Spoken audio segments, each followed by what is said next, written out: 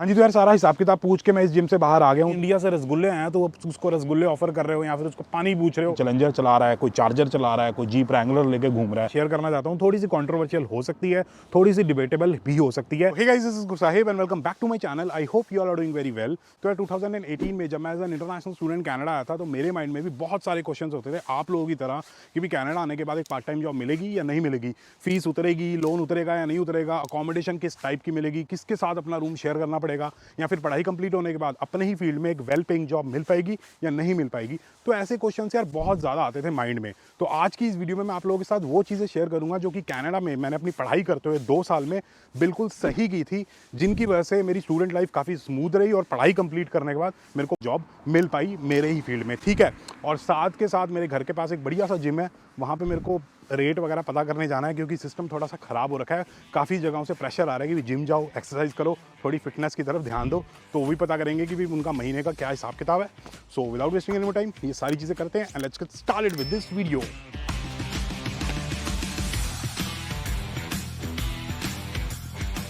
लेकिन यार video continue करने से पहले मैं आप लोगों को एक चीज़ बता देना चाहता हूँ कि जो भी इस वीडियो में आप लोगों के साथ शेयर करूँगा ना, मेरा खुद का पर्सनल एक्सपीरियंस है, मेरा ओपिनियन है। हो सकता है कि जो चीज़ें मैंने अपने स्टूडेंट टाइम पे की या फिर जो डिसीजंस लिए वो किसी और के लिए गलत हो, लेकिन मेरे लिए वो सही प्रूव हुए। ठीक है, उन्हीं डिसीजंस की वजह से, उन्हीं चीज़ों की वजह से आज जिस पोजीशन पे मैं हूँ उन्हीं की वजह से हूँ, वरना पता नहीं कहीं होते बुरा ही हाल। अब सबसे पहली चीज़ जो कि बिल्कुल बढ़िया हुई थी वो कनाडा आने से पहले ही हो गई थी। तो बेसिकली यार इंडिया में जब मैं कंसल्टेंट्स वगैरह के पास जाता था स्टूडेंट वीज़ा लगवाने के लिए, एडमिशन वगैरह करवाने के लिए, तो अलग अलग टाइप के कोर्सेज मेरे को पुश करते थे कि भाई यहाँ से वायरलेस कम्युनिकेशन कर लो या फिर यहाँ से MBA कर लो, उधर से बिजनेस मैनेजमेंट कर लो। तो मेरे को पता था कि यार मेरा जो करियर है, मतलब मेरा जो पुराना एक्सपीरियंस है वो एम्बेडेड सिस्टम में ही रहा है। तो मैंने उनको बोला कि भाई मेरे को एम्बेडेड सिस्टम्स ही पढ़ने जाना है। तो मैंने खुद से रिसर्च की, मैंने देखा कि भी कनाडा के अंदर 4 ऐसे कॉलेजेस हैं जहाँ पे स्पेसिफिकली एम्बेडेड सिस्टम्स पढ़ाया जाता है। लैम्पटन, फैनशॉ, कॉनेस्टोगा और कॉन्फेडरेशन कॉलेज। लैम्पटन में इसलिए नहीं गया क्योंकि वो मिसिसागा वाले कैंपस में पढ़ाते थे एम्बेडेड सिस्टम्स, तो मैं GTA रीजन में जाना नहीं चाहता था क्योंकि हिसाब किताब तो वहाँ का आपको पता ही है। और फैनशॉ कॉलेज में 1 साल का कोर्स था, इसलिए मैंने उसको ड्रॉप कर दिया, मतलब डिस्कार्ड कर दिया। बचे कॉनेस्टोगा और कॉन्फेडरेशन। तो कॉनेस्टोगा में मेरे को जैन 2019 इनटेक मिल रहा था और कॉन्फेडरेशन में मेरे को सितंबर 2018 मिला।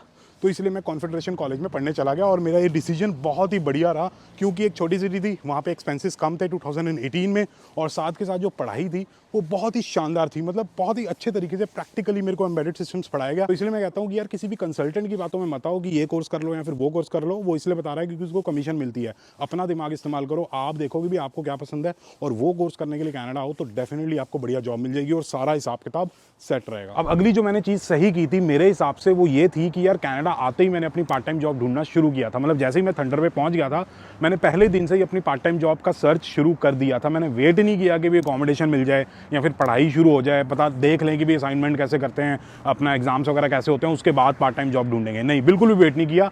पहले ही दिन मैं रात को बैठा, मैंने एक लिस्ट बनाई प्रॉपर kijiji.com को यूज़ करके कि भी कहाँ पे ओपनिंग वगैरह निकली हुई है। ठीक है, उसके बाद अगले दिन मैं अपने कॉलेज गया, वहाँ पे रेज्यूमे सर्विसेज की एक जगह थी, वहाँ पे फ्री में हम रेज्यूमे प्रिंट आउट निकाल सकते हैं, काफ़ी सारे कॉलेजेस में होता है। ठीक है, उसके बाद मैं हर जगह पे जो मैंने लिस्ट बनाई थी ना उसके अकॉर्डिंग हर एक जगह पे मैं गया, मैनेजर से बात की और अपना रेज्यूमे सबमिट किया। और साथ के साथ जहाँ पे ऑनलाइन अप्लाई करना था, जो बड़ी बड़ी कंपनीज होती हैं जैसे वॉलमार्ट हो गया या फिर रियल कैनेडियन सुपर स्टोर हो गया, वहाँ पे मैंने ऑनलाइन अप्लाई किया। तो मैंने काफ़ी सारे बच्चों से सुना है कि वो वेट करते हैं 10 दिन 20 दिन महीना कि वे थोड़े से यूज टू हो जाएं, क्लाइमेट के यूज टू हो जाएं, बाहर ठंड है हम नहीं जा रहे बाहर। नहीं, आपको पहले दिन से ही जॉब ढूंढना शुरू कर देना है। काफ़ी सारे बच्चों से सुना है कि भाई जॉब नहीं मिल रही, पार्ट टाइम जॉब नहीं मिल रही, क्या करें, किचनर में, वाटरलू में, सारनिया में। ऐसा कुछ नहीं होता यार, अगर आप एफर्ट लगाओगे तो डेफिनेटली मिल जाएगी। अगर आपका एफर्ट इनफ नहीं है, पार्ट टाइम जॉब नहीं मिल रही है, तो डबल एफर्ट लगाओ, ट्रिपल एफर्ट लगाओ, 4 गुना एफर्ट लगाओ। ठीक है, और कोई ऑप्शन है नहीं है ना, जॉब तो चाहिए तो एफर्ट लगाते रहो। मेरा भाई पिछले साल सारनिया गया था, 1 हफ्ते के अंदर अंदर उसको पार्ट टाइम जॉब मिल गई थी। क्यों? क्योंकि उसने 7 दिन लगातार पूरा दिन जॉब ढूंढी थी। तो ढूंढोगे तो जॉब डेफिनेटली मिल जाएगी। और अगली जो यार मेरे साथ बढ़िया चीज़ हुई थी कनाडा में मेरे हिसाब से वो ये थी कि मेरे को रूममेट बहुत अच्छा मिला था मेरे स्टूडेंट टाइम पे।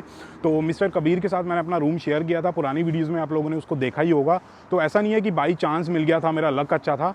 मैंने 3-4 लोगों के साथ अपना रूम शेयर किया था इनिशियली, उसके बाद मेरे को कबीर ठीक लगा क्योंकि यार मैंने बहुत सारे लोगों से सुना है कि हमारा मेंटल पीस ख़राब हो रहा है हमारे रूममेट की वजह से, बहुत टॉक्सिक है या फिर जेलस करता है या फिर चोरी वगैरह भी करते हैं। तो ये मेरे साथ सीन नहीं हुआ क्योंकि मैंने बहुत ही समझदारी से सोच समझ के कबीर के साथ अपना रूम शेयर करना स्टार्ट किया था और बहुत ही बढ़िया रहा, बहुत अच्छे दोस्त बन गए। आई थिंक आज की डेट में हम बेस्ट फ्रेंड है। अगर मेरे को कोई भी हेल्प चाहिए कनाडा के अंदर तो सबसे पहला पॉइंट ऑफ कॉन्टैक्ट मेरा कबीर ही होगा, चाहे वो मॉनिटरी हेल्प होगी या फिर कोई भी इमोशनल हेल्प चाहिए, हमेशा कबीर है। और उसने मेरी बहुत सारी चीज़ों में हेल्प भी की थी, इमोशनली, फाइनेंशियली। तो ये हिसाब किताब है। तो जब आप कनाडा आओगे ना, तो बड़े ध्यान से अपना फ्रेंड चूज़ करना, या फिर अगर रूम शेयर करते हो तो अपना रूम शेयरिंग वाला हिसाब किताब थोड़े ध्यान से चूज़ करना। हो सकता है कि आपका वो बढ़िया फ्यूचर में फ्रेंड बन जाए। अगर एक चीज़ यहाँ पे मैं ऐड करना चाहूँगा, मतलब आप लोगों के साथ शेयर करना चाहूँगा, वो ये है कि जब मैं 2018 में as an international student Canada आया था, तो यहाँ से मेरी जो एक्सपेक्टेशंस थी वो बहुत ही ज़्यादा रियलिस्टिक थी। मतलब ऑनेस्टली कोई एक्सपेक्टेशन थी ही नहीं मेरे माइंड में, बस यही था कि मेरे को कनाडा जाना है, 2 साल की अपनी पढ़ाई करनी है, पढ़ाई कंप्लीट करने के बाद अपने ही फील्ड में एक बढ़िया सी जॉब करनी है, या फिर फ्यूचर में बिजनेस करना है, जो भी करना है वो चीज़ क्लियर थी। और पढ़ाई करते हुए अपना लोन उतारना है, या फिर अपनी फीस वगैरह जो भी है वो सारी चीज़ें भरनी है, ठीक है। इसके अलावा मैंने कुछ नहीं सोचा कि कनाडा जाऊँगा, डाउनटाउन में रहूँगा, कांच की बिल्डिंग में मैं रहूँगा, मेरी एक कनेडियन गर्लफ्रेंड होगी, महंगा सा फ़ोन खरीद लूँगा, एक महंगी नीले रंग की या लाल रंग की कन्वर्टेबल गाड़ी चलाऊँगा।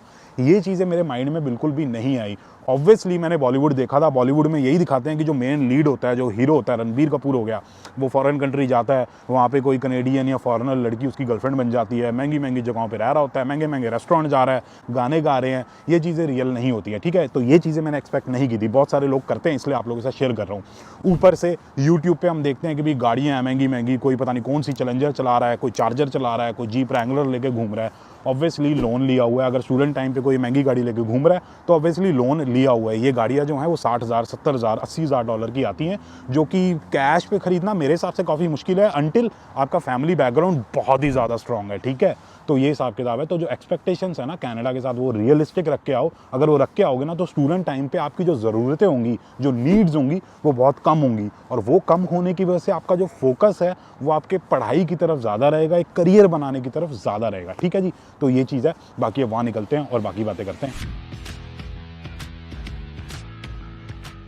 अब यार अगली चीज़ जो कि मेरे लिए कनाडा में काफ़ी सही साबित हुई वो ये थी कि मैंने अपने प्रोफेसर से बना के रखी थी। तो आपको भी अपने प्रोफेसर से बना के रखने की कोशिश करनी है, ठीक है। अब बनाने का मतलब ये नहीं है कि हर एक प्रोफेसर से आप चिकनी चुपड़ी बातें कर रहे हो, उनसे अपना रिलेशन मेंटेन करने की कोशिश कर रहे हो। ज़रूरी नहीं है एक पर्टिकुलर फील्ड वाले प्रोफेसर से आपको बना के रखनी है। फॉर एग्जाम्पल मेरे केस में मेरे को जॉब करनी थी एम्बेडेड सिस्टम्स के फील्ड में, तो मेरा जो एम्बेडेड सिस्टम्स का प्रोफेसर था उससे मैंने अच्छे से बना के रखी। और बनाने का मतलब ये भी नहीं है कि इंडिया से रसगुल्ले आए तो उसको रसगुल्ले ऑफर कर रहे हो, या फिर उसको पानी पूछ रहे हो, या फालतू के तरीके से उसको पैम्पर कर रहे हो, चिकनी चुपड़ी बातें कर रहे हो। वो सब करने की जरूरत नहीं है, थोड़ा बहुत चलता है। मेन चीज़ ये है कि उसकी क्लास में आपको ध्यान देना है, अच्छा बच्चा बन के दिखाना है। जो क्विज़ेस होते हैं, असाइनमेंट्स होती हैं, एग्जाम्स वगैरह होते हैं, उसके सब्जेक्ट से रिलेटेड जो भी चीज़ें होती ना, उन सारी चीज़ों पे आपको अच्छे से ध्यान देना और बढ़िया मार्क्स लेके आने हैं। और साथ के साथ मैं क्या करता था, कभी कभी क्या होता था, मैं अपने प्रोफेसर के पास रिज्यूमे ले गया रिव्यू कराने के लिए कि भी मेरा रिज्यूमे देख लो, कोई गलतियाँ वगैरह हो तो बता दो। कवर लेटर देख लो, मैं इस पर्टिकुलर जॉब के लिए अप्लाई कर रहा हूँ या फिर को-ऑप या इंटर्नशिप के लिए अप्लाई कर रहा हूँ, तो मेरा कवर लेटर देख के बता दो कि भी कोई गलतियाँ वगैरह हैं, ये जॉब डिस्क्रिप्शन है। तो इस तरीके से आपको इंटरेस्ट शो करना है कि आप इंटरेस्टेड हो एक बढ़िया जॉब करने के लिए, तो प्रोफेसर भी आपको अच्छे से सपोर्ट करेगा। वो वाला हिसाब किताब नहीं है कि प्रोफेसर पड़ोस के कॉलेज में मास्टर्स कर रहे हैं, उनको कुछ पता ही नहीं है। यहाँ पे जो प्रोफेसर्स होते हैं ना, उनको अच्छी खासी नॉलेज होती है, वो ढंग से आपको सपोर्ट करेंगे अगर आप इंटरेस्ट शो करोगे, ठीक है। अब अगला पॉइंट मैंने सोचा इन भाई साहब के साथ बैठ के डिस्कस कर लेते हैं। तो बेसिकली अगली जो चीज़ मैं आप लोगों के साथ शेयर करना चाहता हूँ, थोड़ी सी कॉन्ट्रोवर्शियल हो सकती है, थोड़ी सी डिबेटेबल भी हो सकती है, लेकिन मैं अपना ओपिनियन देना चाहूँगा। तो जब मैं एज अ स्टूडेंट कनाडा में रह रहा था और अपनी पार्ट टाइम जॉब वगैरह कर रहा था, तो काफ़ी सारे लोगों ने मेरे को ये कहा था कि भी तू गैस स्टेशन पे काम करता है या फिर तूने कन्वीनियंस स्टोर पे भी काम किया है, अपने ओनर से बना के रख, वो क्या करेगी, तेरे को सुपरवाइजर बना देगी या फिर मैनेजर बना देगी या फिर टीम लीड बना देगी या फिर कुछ बना देगी, जिसके थ्रू अपनी बड़ी आसानी से पीआर ले सकता है। जब पीआर हो जाएगी उसके बाद देख लियो क्या करना है, एम्बेडेड सिस्टम, वायरलेस, इलेक्ट्रॉनिक्स जो करना है कर लियो। लेकिन मेरे माइंड में ये चीज़ आई ही नहीं, मतलब मैंने इस चीज़ को अपने माइंड में घुसने ही नहीं दिया। मेरे माइंड में यही था, मेरा फोकस यही था कि मैं एम्बेडेड सिस्टम्स का कोर्स करने आया हूँ, मेरे को एम्बेडेड सिस्टम से रिलेटेड ही जॉब करनी है अपनी पढ़ाई कंप्लीट होने के बाद। तो मैं अपने स्किल्स वगैरह पे काम करता रहा। मैंने अपनी पार्ट टाइम जॉब को पार्ट टाइम जॉब ही समझा कि उससे भाई 20 आवर्स पर वीक में काम कर रहा हूँ, उससे $1,000-1,200 आ जाते हैं, मेरा रेंट निकल जाता है, ग्रोसरी का खर्चा निकल जाता है, छोटा मोटा मॉल वगैरह में चले जाते हैं जो थंडर पे में था, एक दो चीज़ें खरीद लेते हैं और साथ के साथ थोड़ा बहुत घूमना फिरना हो जाता है, प्रोटीन वगैरह खा लेते हैं और थोड़ी बहुत सेविंग भी हो जाती है। उससे ऊपर मैंने सोचा ही नहीं पार्ट टाइम जॉब को लेके। अब ये थोड़ी सी गलत चीज़ भी है, लेकिन ये चीज़ मेरे लिए पॉजिटिव प्रूव हुई। हाँ जी, तो यार जैसे कि आप पीछे देख सकते हो, फाइनली मैं पहुंच गया हूँ मोवाटी एथलेटिक जिम। तो बेसिकली मेरे महल्ले के पास जो बोर्डवॉक प्लाजा है उसके अंदर एक ये जिम है, कहते हैं काफ़ी प्रीमियम जिम है, महंगा हिसाब किताब है। तो अंदर जाके पता करते हैं कि भी इनकी मंथली सब्सक्रिप्शन क्या फीस है, क्या सिस्टम है, सारा पता करने की कोशिश करते हैं।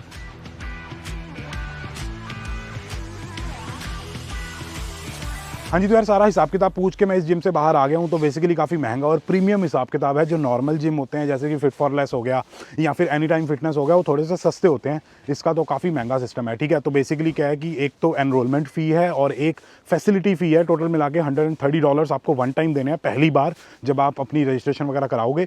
उसके बाद 2 प्लान है, एक है क्लासिक और एक है सिलेक्ट। क्लासिक में आपको बाई वीकली देने हैं $33.95, जिसमें आपको जिम का एक्सेस मिलेगा, एक पर्सनल ट्रेनर मिलेगा जो आपका बॉडी फैट वगैरह मेजर करेगा, सारी चीज़ें आपकी बॉडी से रिलेटेड मेजर करेगा, उसके हिसाब से आपको एक्सरसाइज वगैरह बताएगा, ठीक है। 33.95 बाई वीकली। और एक है सिलेक्ट प्लान जिसमें सारी की सारी चीज़ें इंक्लूडेड हैं और भी काफ़ी सारी चीज़ें हैं, मैं फोटो डाल दूंगा। तो वो $43.95 है बाई वीकली। तो मतलब महीने के आपके अप्रॉक्सीमेटली $95 हो गए, $100 टैक्स मिला के हो गए। तो महंगा हिसाब किताब है। एक फिट फॉर लेस होता है, उसमें $5 $10 बाई वीकली होता है। तो वो भी कर सकते हो अगर आपको चीज़ों की नॉलेज है। तो पता नहीं करेंगे नहीं करेंगे। बाकी एक बहुत ही ज़रूरी चीज़ के बारे में बात करते हैं जिसकी वजह से कनाडा में पढ़ाई कंप्लीट करने के बाद मेरे को अपने ही फील्ड में जॉब मिल पाई, ठीक है। बाकी ये पीछे वाइट कलर की टेस्ला खड़ी है, काफ़ी सेक्सी। भाई साहब यहाँ भी एक लाल रंग की टेस्ला खड़ी है, काफ़ी बढ़िया लग रही है। टेस्ला ही टेस्ला हो रखी है आजकल। हाँ जी, तो यार एक बहुत ही बढ़िया चीज़ जो मैं आप लोगों के साथ शेयर करना चाहता हूँ, जो मैंने एज अ स्टूडेंट कनाडा के अंदर की थी, जिसका मेरे को काफ़ी ज़्यादा फ़ायदा हुआ, वो ये था कि अपनी फुल टाइम या अपने फील्ड में जॉब अप्लाई करने के लिए ना मैंने किसी चीज़ का वेट नहीं किया। काफ़ी सारे बच्चों को मैंने देखा है कि वो वेट करते हैं कि एक बार वर्क परमिट अप्लाई करते हैं, उसके बाद अपने फील्ड में जॉब ढूंढेंगे, या फिर एक बार वर्क परमिट अपना अप्रूव हो जाए उसके बाद अपनी फुल टाइम या फील्ड वाली जॉब ढूंढेंगे, क्योंकि एम्प्लॉयर की तरफ से कोई ना कोई प्रॉब्लम आ सकती है कि भाई आपके पास तो वर्क परमिट नहीं है। ऐसा मैंने कोई वेट नहीं किया। मेरी ग्रेजुएशन मई में होनी थी और मैंने अपनी फुल टाइम जॉब ढूंढना 2020 फेब में शुरू कर दिया था। उसका रीज़न ये था कि मेरे पास 4-5 महीने का बफर आ गया था, मेरे पास टाइम था गलती करके सीखने के लिए। ऑब्वियसली यार हम पहले दिन से एक्सपर्ट तो होते नहीं है, रिज्यूमे में गलती होगी, कवर लेटर में गलती होगी, इंटरव्यू देंगे, कोई क्वेश्चन का आंसर देंगे, बाद में रियलाइज़ होगा कि यार ये तो गलत बोल दिया। अब अगर आप वेट करोगे कि भाई वर्क परमिट आए, उसके बाद क्या होता है कि प्रेशर बनना शुरू हो जाता है कि भाई पढ़ाई तो कंप्लीट हो चुकी है, अभी तक फील्ड जॉब नहीं मिली है। फिर आप जीरो से वर्क परमिट के बाद शुरू करोगे कि भाई अब जॉब ढूंढनी है, ये करना है, वो करना है, कितने सारे काम होते हैं, तो वो प्रेशर बनना शुरू हो जाता है। तो उसमें काफ़ी ज़्यादा गलतियां हो जाती हैं। अगर आप पहले ही अप्लाई करना शुरू कर दोगे ना, तो आपके पास एक बफर टाइम होगा, गलतियां करोगे, सीखोगे, उसके बाद इवेंचुअली सारी चीज़ें सही होंगी। और साथ के साथ जब आप अपनी पढ़ाई कर रहे होगे ना, तो काफ़ी सारे बच्चों को मैंने देखा हुआ कहते हैं कि भी स्टूडेंट लाइफ है कनाडा के अंदर, एक अपॉर्चुनिटी है, इंजॉय करते हैं, ट्रिप मारते हैं, कनाडा एक्सप्लोर करते हैं। यार पूरी लाइफ पड़ी है एक्सप्लोर करने के लिए, ठीक है। स्टूडेंट टाइम पे अपनी पढ़ाई पे ध्यान दे लो, कोर्सेज कर लो छोटे मोटे। मैंने यही किया था, छोटे छोटे कोर्सेज किए थे। क्लास में जो पढ़ा रहे हैं वो 30 बच्चे पढ़ रहे हैं, ठीक है, सब बराबर है। आपको उनसे आगे कैसे निकलना है? एक्स्ट्रा कोर्सेज करके। प्रोफेसर जो एक चीज़ पढ़ाता है, क्लास के बाद प्रोफेसर के पास गया, उससे पूछा कि भी इस चीज़ के बारे में अगर मैं डिटेल में जानना चाहता हूँ, प्रैक्टिकल एक्सपोजर चाहता हूँ, तो क्या करूँ? उसने बुक्स रिकमेंड की, उसने कोर्सेज वगैरह रिकमेंड किए, वो मैंने पढ़े। तो काफ़ी सारी चीज़ों के तो मेरे को काफ़ी चीज़ों के बारे में पता लगा और एक्स्ट्रा नॉलेज गेन हुई। तो प्लीज़ मेहनत करो और अपने पेरेंट्स का नाम रोशन करो। बाकी अगर आप लोगों को ये वीडियो पसंद आई तो please like share and subscribe, and as always stay healthy and keep hustling.